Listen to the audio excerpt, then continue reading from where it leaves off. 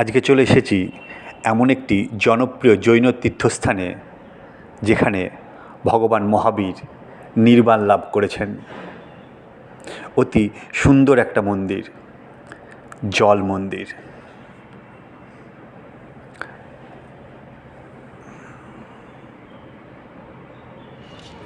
আমার পেছনে আছে জৈনদের জল মন্দির, বিহারে অবস্থিত জৈন ধর্মের অত্যন্ত পূর্ণ একটা স্থান, যেখানে ঢুকে মনের ভিতরে একটা শান্তি তো অবশ্যই প্রশস্তি। এখানে খুব একটা সুন্দর সিস্টেম আছে, আপনি হাফ প্যান্ট বা মিনিস্কার্ট করে সব জায়গায় প্রবেশ করতে পারবেন না। আশা করি প্রত্যেকটা সনাতন ধর্ম এইসবগুলো মানা উচিত, কারণ ওরা যেইভাবে নিজেদেরকে রক্ষণাবেক্ষণ করেছে তার জন্য আজকে এত সুন্দর একটা পরিবেশ ওরা তৈরি করতে পেরেছে।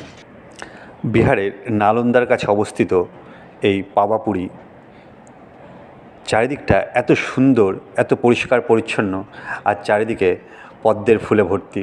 যেদিকেই তাকাবেন শুধু পদ্মের পাতা আর রং বেরঙের খুব সুন্দর সুন্দর পাখি, দেখতে অদ্ভুত লাগছে।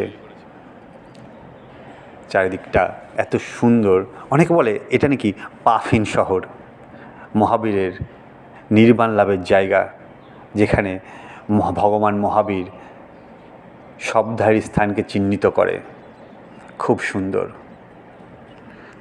আমরা যখন মন্দিরের ভেতরটা গেলাম, সত্যি এখানে হয়তো কোনো ক্যামেরা অ্যালাউ নেই মন্দিরের গর্ভগৃহে, কিন্তু চারিদিকটা এত সুন্দর, তার জন্য চারিদিকের দৃশ্যই আপনাদের সামনে তুলে ধরা হলো। এই হচ্ছে সেই মন্দির, খুব সুন্দর।